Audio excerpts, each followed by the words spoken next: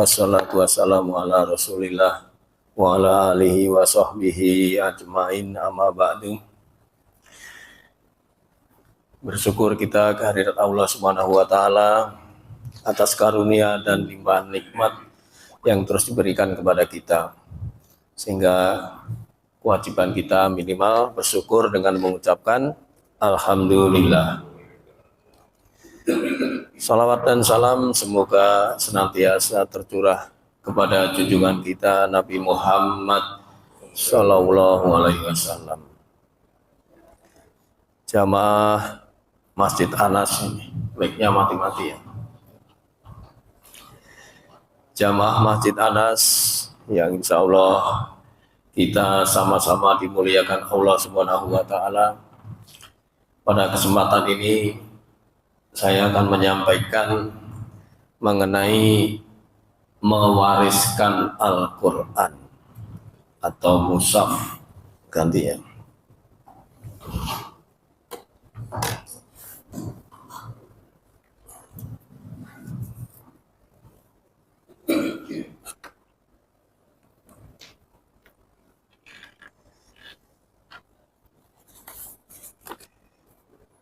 Dulu pernah kita bahas mengenai beberapa amalan jariyah. Di antaranya adalah mengenai mengalirkan sungai atau air, menanam pohon kurma, dan pada umumnya menanam pohon pada umumnya, mengajarkan suatu ilmu. Dan sekarang saya menyampaikan mengenai mewariskan mushaf. Dasar hadisnya dari hadis riwayat Al-Bazzar.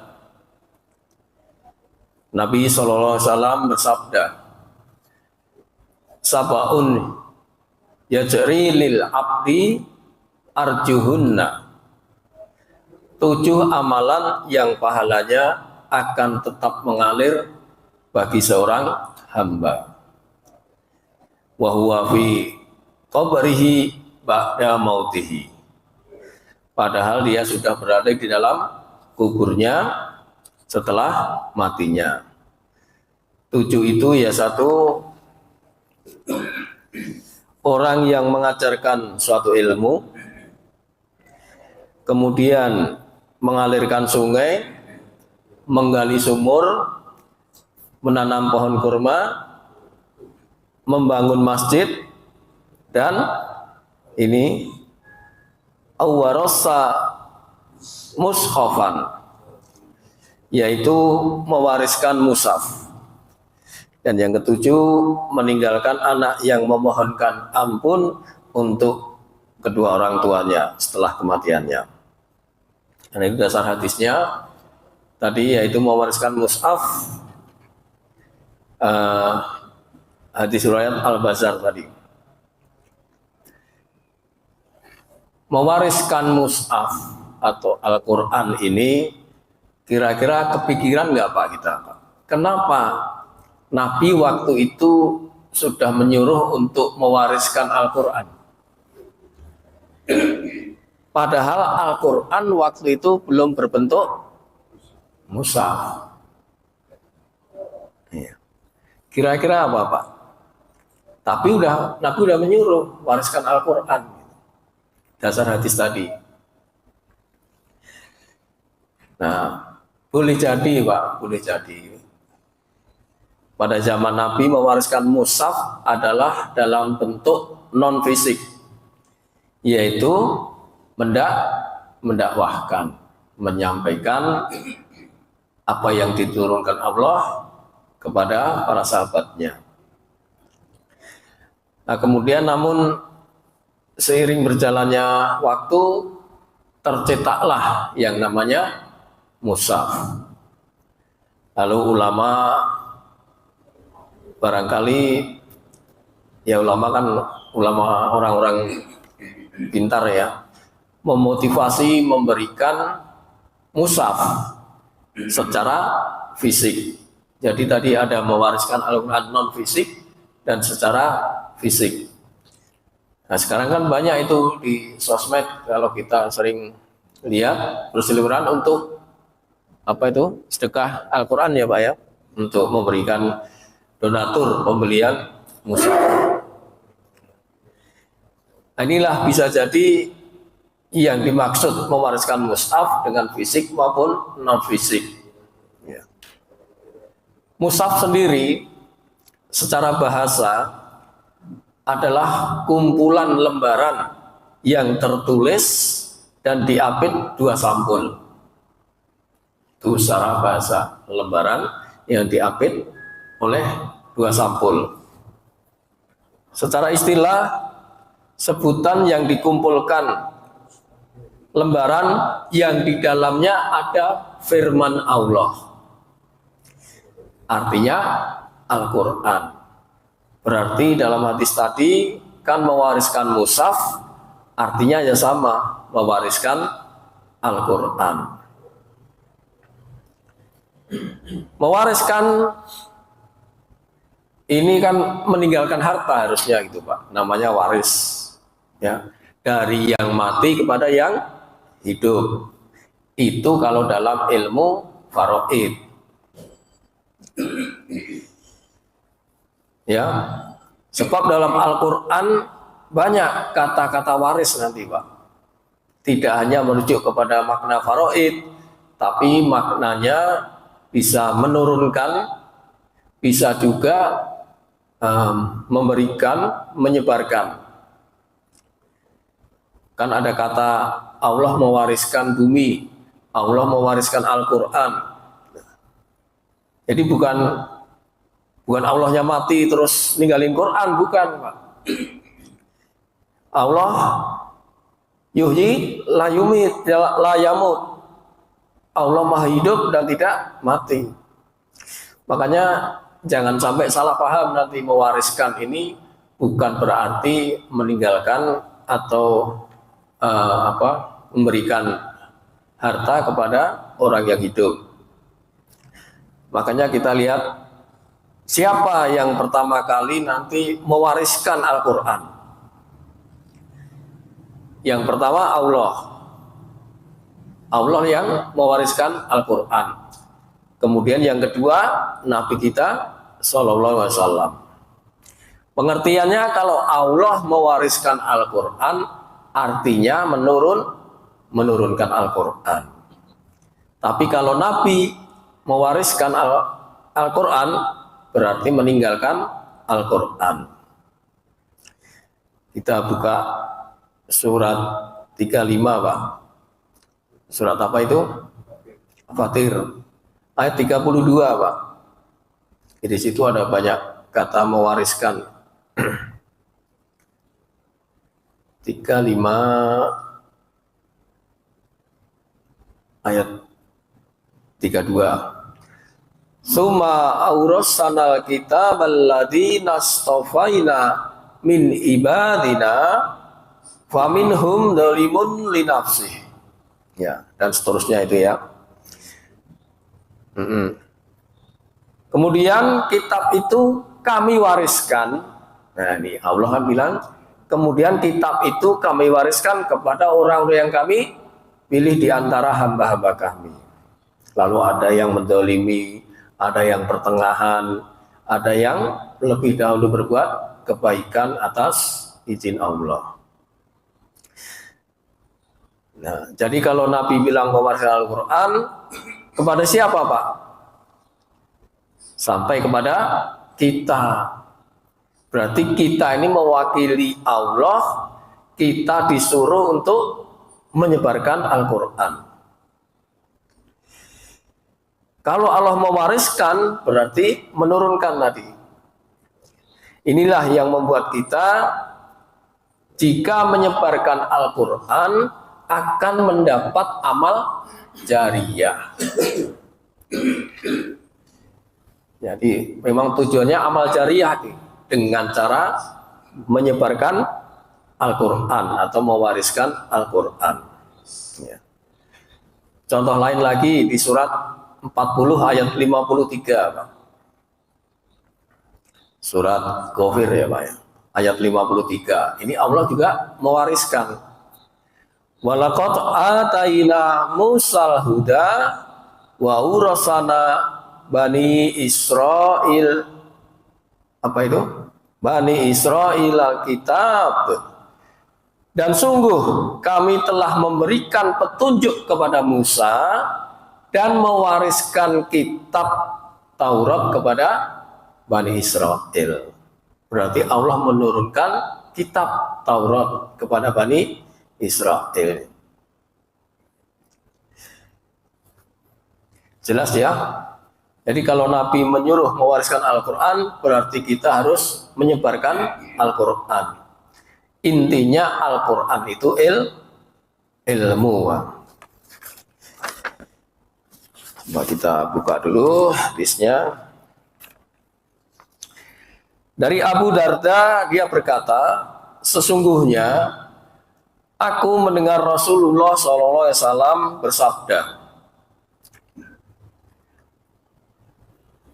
barang siapa, man salaka tariqan yaltamisu fihi ilman, sahallallahu lahu tariqan ilal jannah. Wa innal malaikata latadau ajnihataha ridon lidoli bil ilmi. Barang siapa meniti jalan untuk mencari ilmu. Sekarang ini Pak, kita sedang meniti jalan mencari ilmu. Allah akan permudahkan baginya jalan menuju surga. Para malaikat akan membentangkan sayapnya karena ridho kepada penuntut ilmu. Jadi nanti intinya ilmu.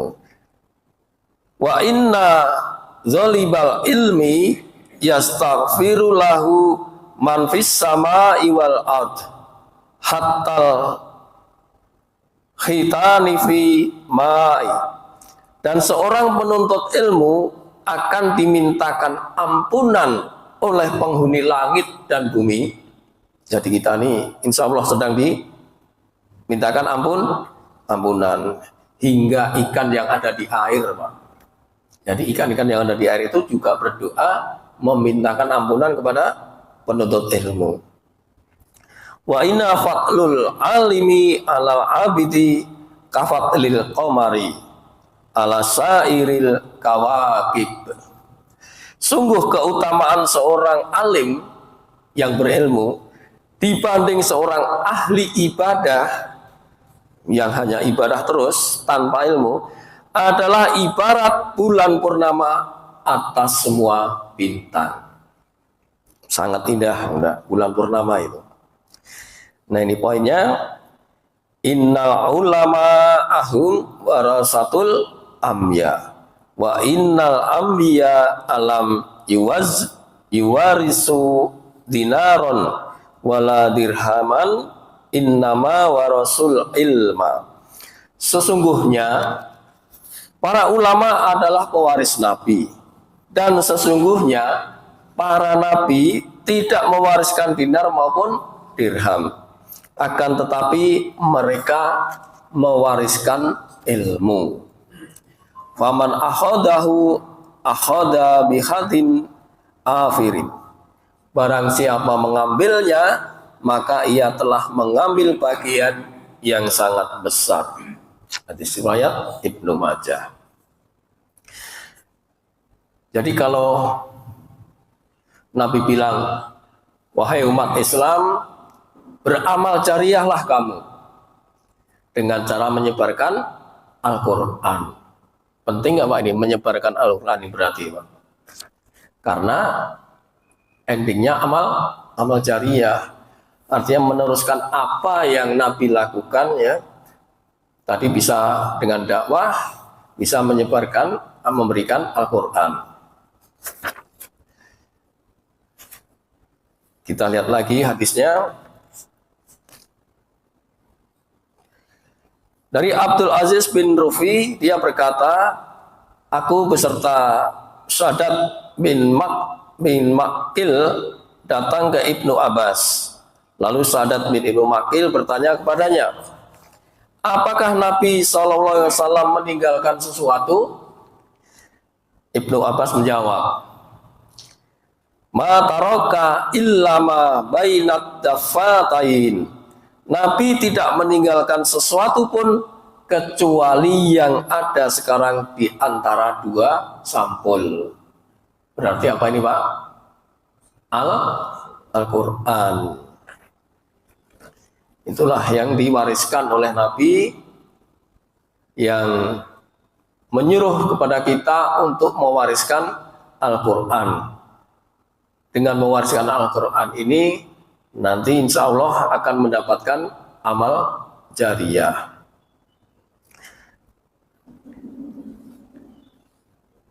Nah, hadisnya dipertegas lagi.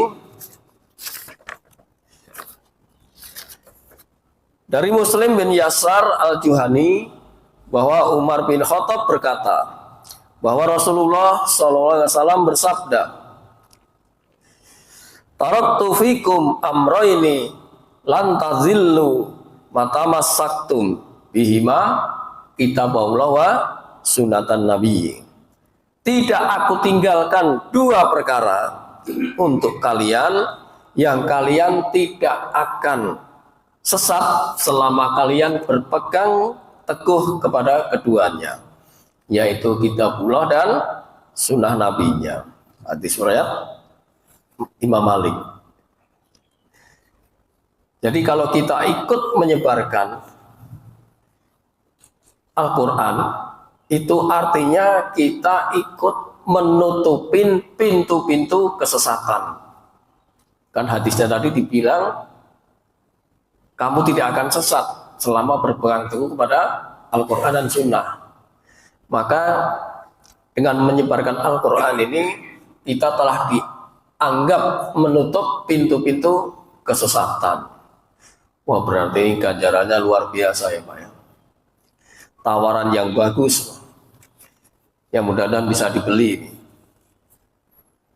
Ya, jadi kita dimotivasi, dirangsang, bagaimana caranya kita dapat pahala jariyah gara-gara hanya mewariskan Quran tadi, Pak. Nah, menurut Islam, yang menjadi ahli waris Al-Quran ini ya kita semua, Pak. Benar nggak, Pak? Nah, ulama membagi 6 golongan orang-orang yang menjadi ahli waris. Yaitu yang pertama, orang yang bangga dengan Al-Quran, orang yang membaca dan mengimani, kemudian orang yang belajar dan mengajar, orang yang mahir Al-Quran, orang yang mengamalkan Al-Quran, dan 6 mendakwahkan Al-Quran atau mewariskan. Orang yang bangga dengan Al-Quran ini hanya bangga saja, Pak. Ini banyak orang terpeleset karena hanya kebanggaan saja. Al-Quran jarang dibaca, tidak pernah dibaca, tapi menjadi tumpukan dirak. Ada yang gitu, Pak ya. Tidak dipahami, punya Al-Quran cuma ditaruh, tidak dibaca, tidak dipahami, apalagi mengamalkan isinya. Makanya hanya dengan bangga saja, ini Nabi SAW seolah-olah protes kepada Allah. Kenapa Al-Quran ini diacuhkan kepada umatku? Kata Rasulullah gitu, Pak. Kita buka ya, Furqan ayat 30, Pak. Surat 25 ayat 30. Wa qala rasulu ya Rabbi inna qaumit takhadu hadal Qur'ana mahjura. Dan Rasul Muhammad berkata, ya Tuhanku, sesungguhnya kaumku telah menjadikan Al-Quran ini diabaikan, diacuhkan. Mahjura, Pak. Mahjura itu diterima lalu ditaruh. Iya, udah. Jadi pajangan, Pak. Makanya banyak orang yang pergi kemana-mana, keluar negeri, beli Al-Quran. Di negara ini beli Al-Quran. Tapi hanya sekedar untuk koleksi. Sampai rumah cuman ditaruh, Pak. Mahjuro itu tadi. Ya, diterima lalu ditaruh. Jadi ya hanya sebatas kebanggaan saja. Kemudian yang kedua tadi membaca, hadisnya ini belum saya bacakan ini. Yang orang yang bangga tadi, Pak. Dari Aisyah radhiyallahu anha, dia berkata, Rasulullah SAW bersabda, sesungguhnya setiap kaum itu memiliki kemuliaan yang menjadi kebanggaan mereka. Bangga ya, Pak ya. Wa inna baha'a ummati wasarrafahal Qur'an. Dan sesungguhnya kemuliaan yang menjadi kebanggaan untukku adalah umatku adalah Al-Qur'an. Saya ulangi, dan sesungguhnya kemuliaan yang menjadi kebanggaan umatku adalah Al-Qur'an. Hadis riwayat Abu Nu'aim. Jadi Al-Quran hanya sebatas untuk kebanggaan. Ada nggak sisi pahalanya kira-kira, Pak? Allahu a'lam bishawab. Nanti kita jelaskan ke bawah lagi. Yang kedua, membaca dan mengimani. Orang yang istiqomah membaca dan mengimani, maka darah dan dagingnya haram tersentuh api neraka. Sekarang membaca dan mengimani.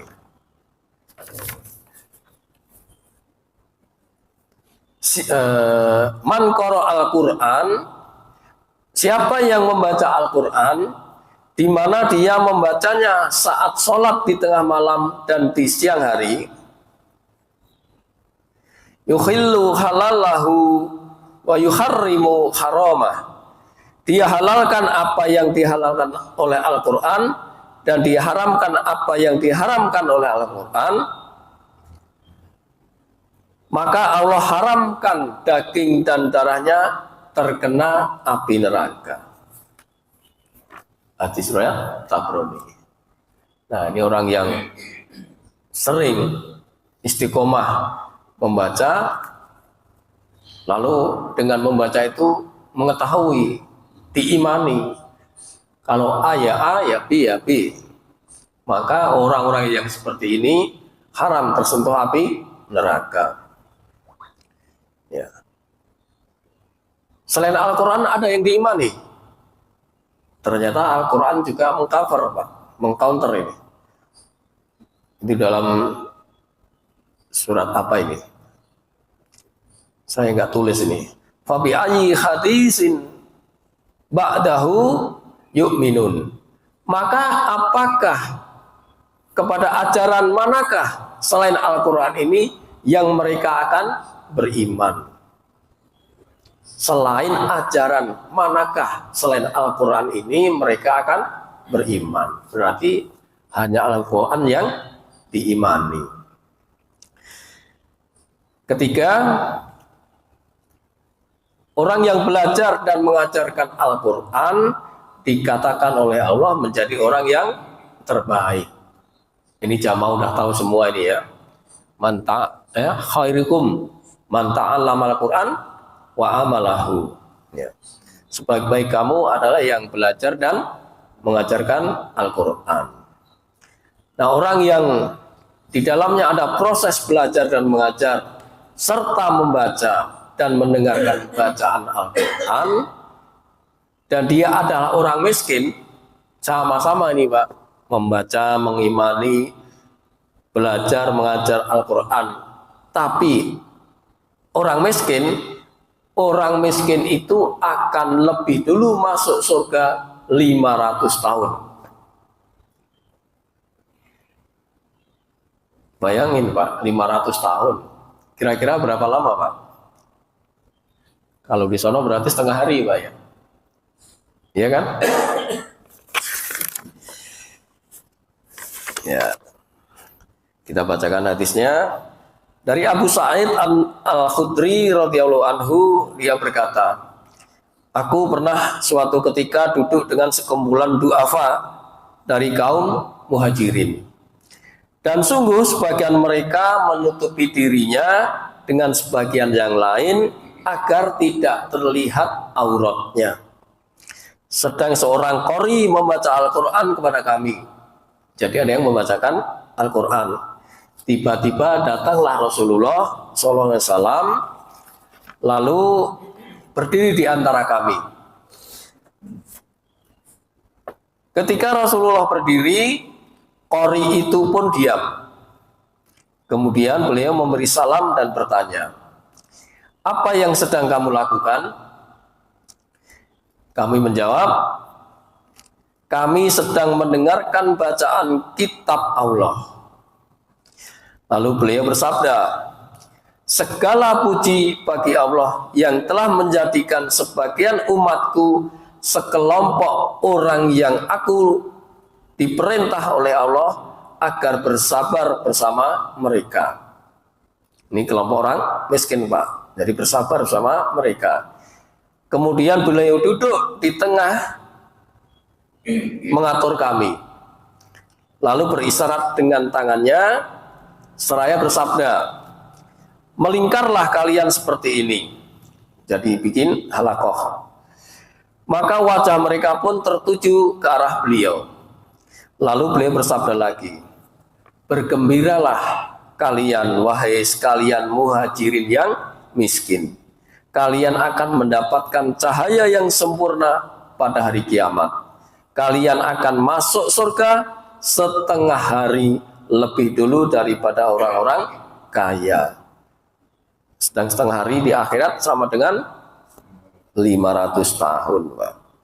Hadis surat Abu Daud. Ya. Tapi kan jarang orang yang mau miskin, Pak. Mau nggak kira-kira maju jadi orang miskin? Nggak ada yang berdoa minta jadi miskinnya. Jadi beruntung karena orang-orang miskin itu walaupun du'afa nggak punya apa-apa, tapi tetap belajar dan mengajar tadi, Pak. Maka dikatakan oleh Rasulullah 500 tahun lebih dulu masuk surga. Nah, kemudian orang yang mahir Al-Quran. Ini mahir itu ya bacaannya pas, bagus, tajwidnya, bisa menafsirkan, nahu sorofnya, dan lain-lain. Maka orang yang seperti ini Allah akan beri hikmah, Pak. Diberikan hikmah dan kelak akan dekat dengan para malaikat. Kita buka Al-Baqarah 269, Pak. Orang yang diberi hikmah ini. Al-Baqarah 269. Yu'til hikmata mayyasa wa mayyu'tal hikmata faqad utiya khairan katsira. Dia memberikan hikmah kepada siapa yang dikehendaki. Barang siapa yang diberi hikmah, sesungguhnya dia telah diberi kebaikan yang banyak. Wa ma yadzakkaru illa ulul albab. Dan tidak ada yang dapat mengambil pelajaran kecuali orang-orang yang diberi, yang mempunyai akal sehat. Nah, hikmahnya itu, Pak. Orang yang mahir Al-Quran tadi, kalau Allah kehendaki, maka dia telah diberi kebaikan yang banyak. Nah, di samping diberi hikmah tadi, hikmah itu pemahaman. Ia akan bersama para malaikat dan para nabi. Dari Aisyah, dia berkata, Rasulullah SAW bersabda, orang yang mahir Al-Quran, ya,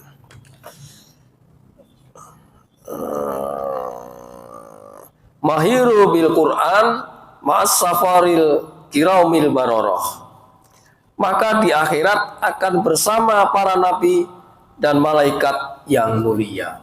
Hadis riwayat Muslim. Itu enaknya, Pak, kalau mahir Al-Quran, kita terus belajar, nanti di hari kiamat kita akan disampaikan dengan para nabi dan malaikat. Kemudian mendakwahkan. Nah, ini pokok dari judul tadi, yaitu mewariskan Al-Quran dengan cara mendakwahkan. Ini dakwah ini diperintah apa enggak, Pak? Diperintah enggak, Pak? Dakwah itu diperintah. Dalilnya banyak, Pak, baik Quran maupun hadis. Ya, kita coba buka dalil pertama, yaitu Al-Qasas 87, Pak. Surat 28 ayat 87. Wala yasuddunaka an ayatillahi ba'da id unzilat ilaika wa ta'u ila rabbika wala takunanna minal musyrikin. Dan jangan sampai mereka menghalang-halangi engkau Muhammad untuk menyampaikan ayat-ayat Allah. Berarti ini perintah dakwah. Jangan sampai ada orang yang menghalang-halangi ketika Rasulullah menyampaikan ayat-ayat Allah setelah ayat-ayat itu diturunkan kepadamu. Dan serulah manusia, ya, agar beriman pada Tuhanmu. Itu, Pak, ya. Dalil yang kedua, Ali Imran ayat 104, Pak.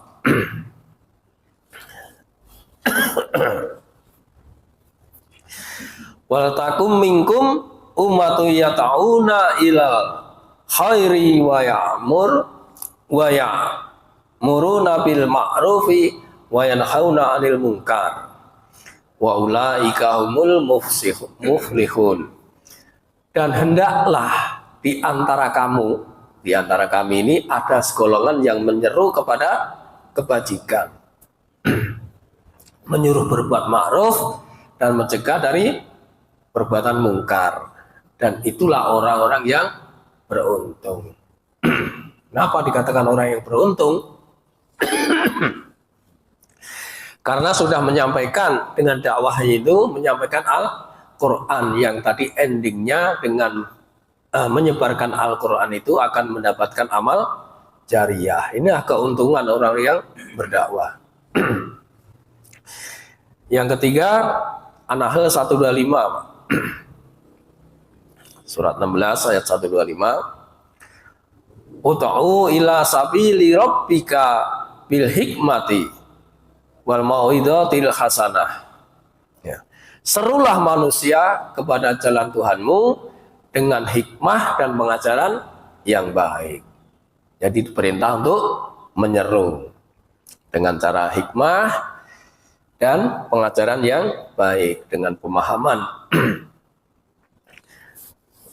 yang baik.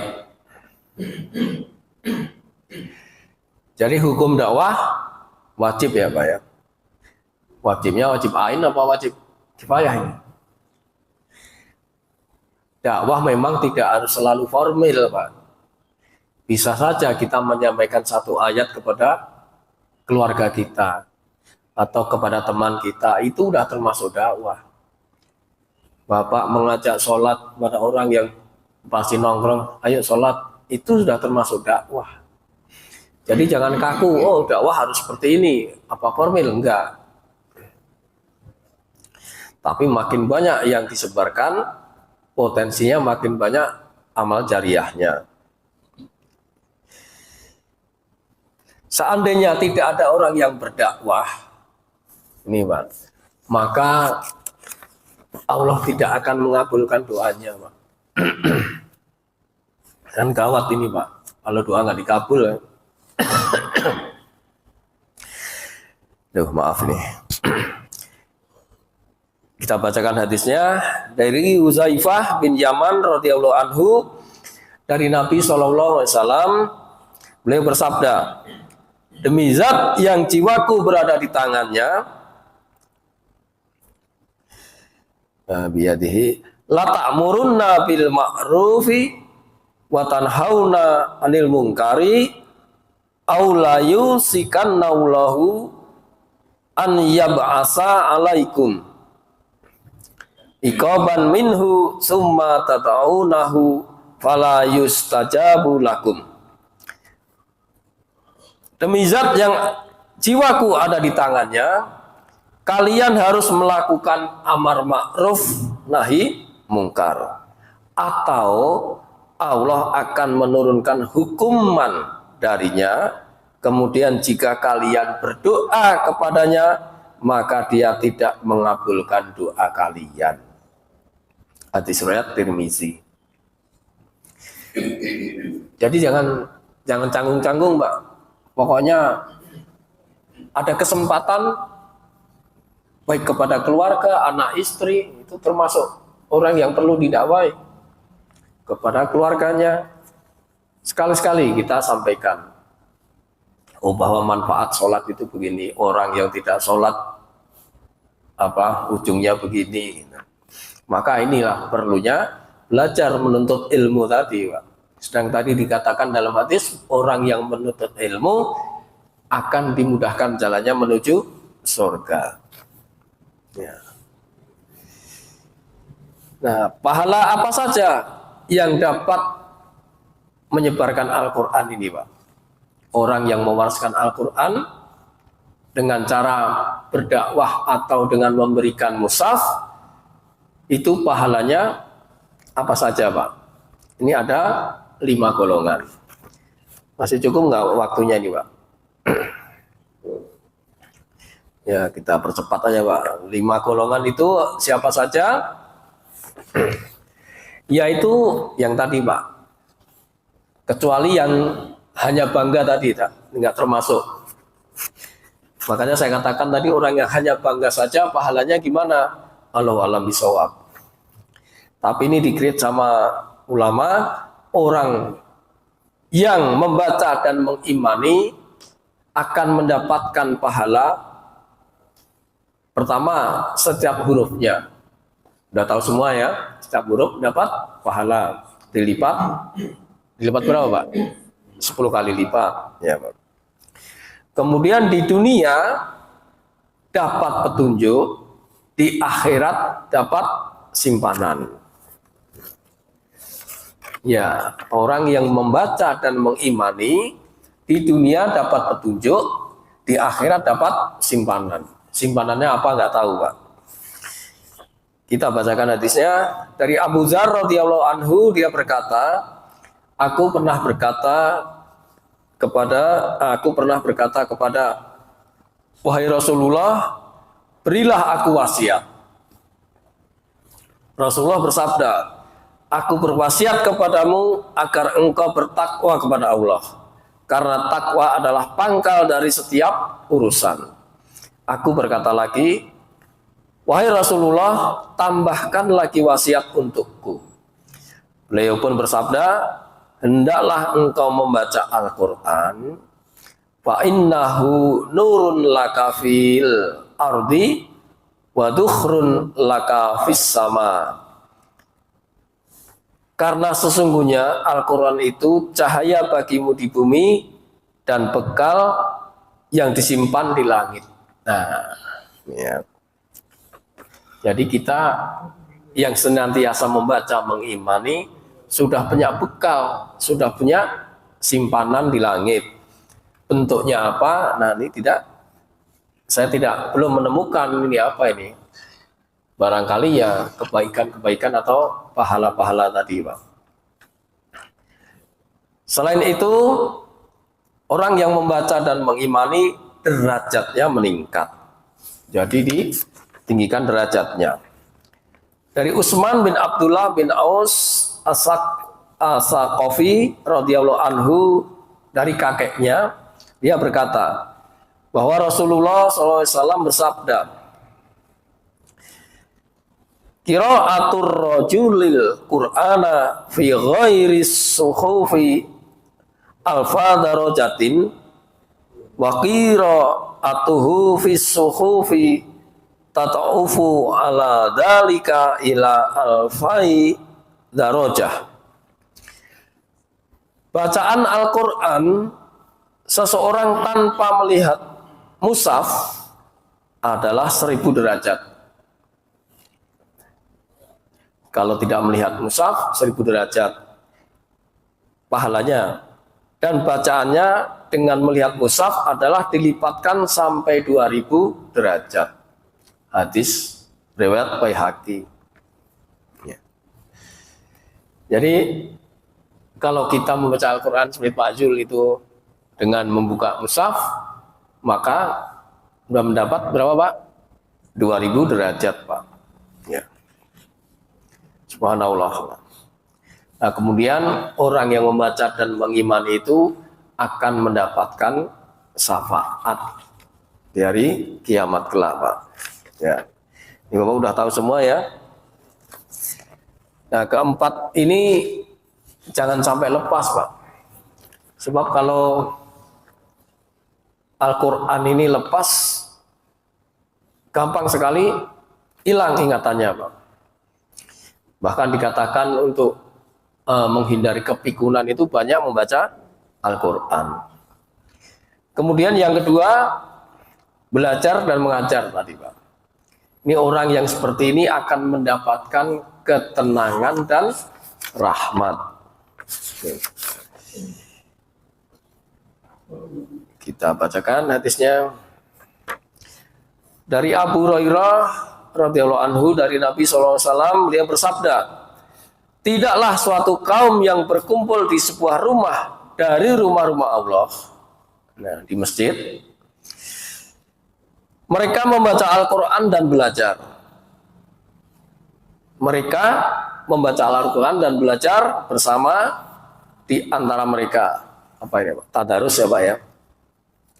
Melainkan kepada mereka akan 1, diturunkan ketenangan, 2, dikucurkan rahmat kasih sayang, 3, dikelilingi oleh para malaikat, 4, disebut-sebut identitasnya atau namanya oleh Allah kepada makhluk-makhluk yang berada di sisinya.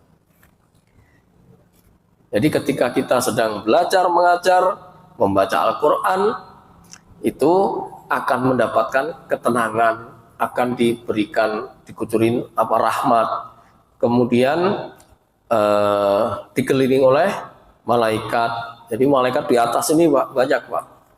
Kemudian nama-nama itu disebutkan di sisi Allah. Itulah fadilahnya, keutamaannya orang yang belajar dan mengajar.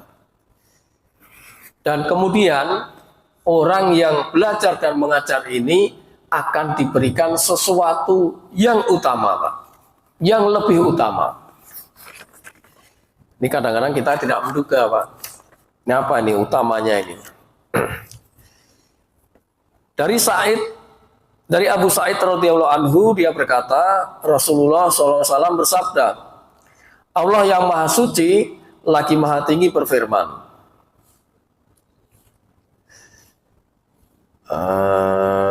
man saghallahul Qur'an andakari wa mas alati.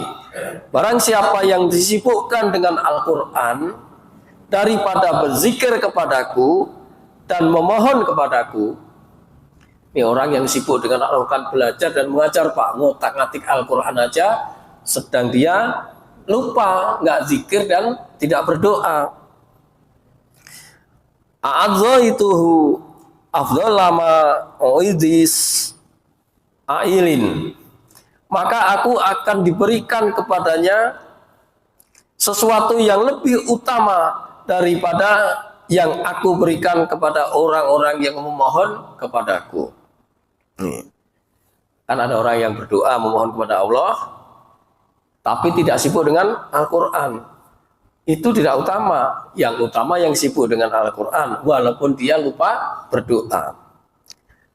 Wa fatlu kalamillahu ala sairil kalami kafatlillah ala khaliqin. Dan keutamaan kalam Allah atas seluruh kalam adalah seperti keutamaan Allah atas makhluknya. Nggak bisa dibayangkan Pak, keutamaan Allah atas makhluknya ini. Hadis riwayat Tirmizi Darimi dan Baihaqi. Kemudian yang keempat, mengamalkan Al-Quran. Nih, orang yang mengamalkan Al-Quran, itu orang tuanya kelak akan dikasih mahkota. Ya Pak ya? Udah tahu semua ya? Udah sering dengar ini. Ya, mengamalkan ini. Hadisnya itu mengamalkan. Apa perlu dibaca hadisnya ya? Barang siapa membaca Al-Quran dan mengamalkan apa yang terkandung di dalamnya, membaca dan mengamalkan, maka kelak pada hari kiamat kedua orang tuanya akan dipakaikan mahkota yang cahayanya lebih terang daripada cahaya matahari yang menyinari rumah-rumah kalian di dunia. Hadis riwayat Abu Daud. Jadi membaca dan mengamalkan isi Al-Quran.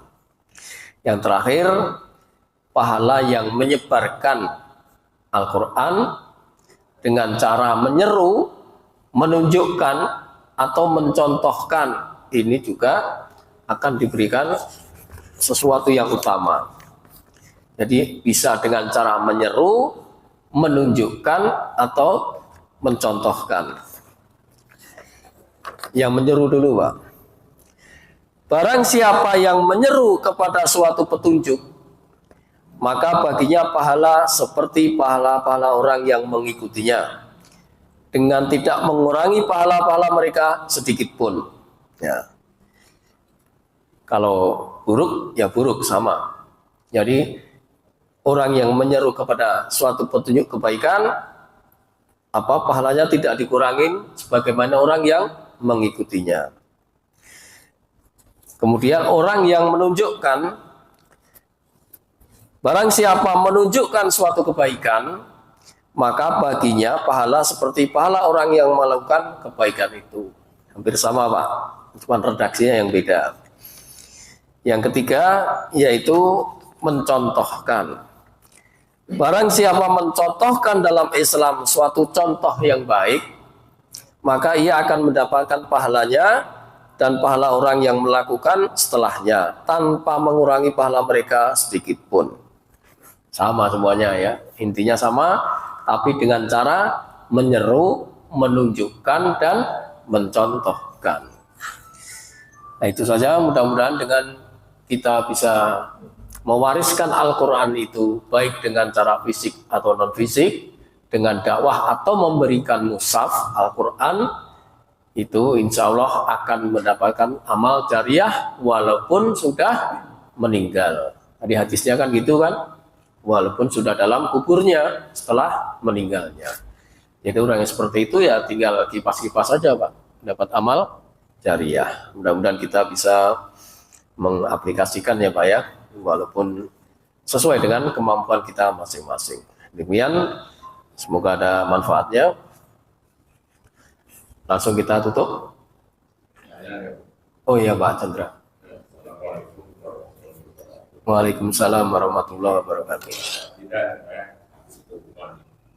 Suami yang mengajar jalan-jalan istrinya dalam keadaan ikhlas, pahalanya lebih baik daripada ketika mengaji selama 1 bulan.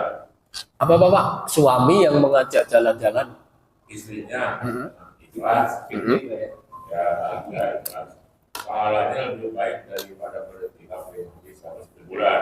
Dan salah satu sebab penggunaan rezeki suaminya. Pertanyaannya? Ya itu betul lah itu. Oh. Sumbernya dari mana itu Pak? Hadisnya siapa? Saya pernah itu. Hadis itu apa? Ya saya pernah baca hadisnya, tapi redaksinya nggak seperti itu Pak. Iya. Ya daripada misalnya kalau secara logika, misalnya suaminya terus bertikap 1 bulan di masjid kan, dengan istrinya ditinggalin, mungkin ada hasilnya kan, ada mungkin juga gitu kan. Iya. Kasih nafkah atau apa, mungkin terus ya bertikap 1 bulan kan berarti kan nggak keluar masjid. Gitu. Bukan berarti fisiknya daripada iktikaf sebulan penuh Pak, tapi pahalanya seperti orang yang iktikaf itu Pak. Itu kan tadi pahalanya ya, bisa juga melebihi. Ya kalau mau iktikaf sebulan penuh ya tentu sepakat dulu sama istrinya dong. Iya. Siap nggak ditinggal nih? Kan nggak betah lah. Masjidnya kan nggak di penuh berarti Pak. Sebulan penuh. Iya. Padahal kan setorannya tiap malam Jumat. Berkurang ya Pak. Beda dulu ya kamu. Tapi katanya lebih baik ngajak aja. Jalan-jalan. Ya iya bisa jadi Pak jalannya ke Mekah, Madinah, itu. Ya. Nah betul itu. Ketika tempat kan yang disyariatkan itu. Tapi nggak tahu tujuannya apa. Luas ya. Ya mudah-mudahan bisa Pak. Baik itu saja ya. Kita akhiri dengan membaca kafaratul majlis. Subhanakallahumma wa bihamdika asyhadu an la ilaha illa anta astaghfiruka wa atubu ilaik. Billahi taufiq wal hidayah. Wassalamualaikum warahmatullahi wabarakatuh. Waalaikumsalam.